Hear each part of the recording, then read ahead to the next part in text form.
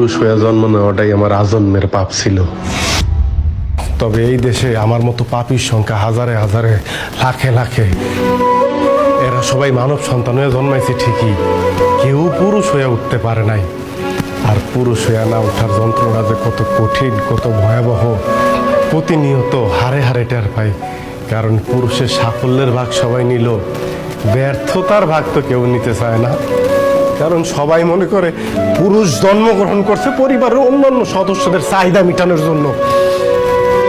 অনেকে ভুলেই যায় পুরুষ নামক মানুষটার মধ্যেও একটা মন আছে, একটা হৃদয় আছে, হৃৎপিণ্ড নামক একটা বস্তু আছে।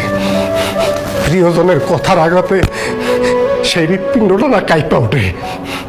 ভুলা যাইবই না কেন কম, কারণ পুরুষ তো কখনো কারো প্রিয়জন হয়ে উঠতে পারে না। সব সময় পুরুষ প্রয়োজনই কাজে লাগে। জানো সোনিয়া, পুরুষ মানুষ সবসময় চোখ দিয়ে কান্না করে না, মুখ দিয়েও আর্তনাদ করে না।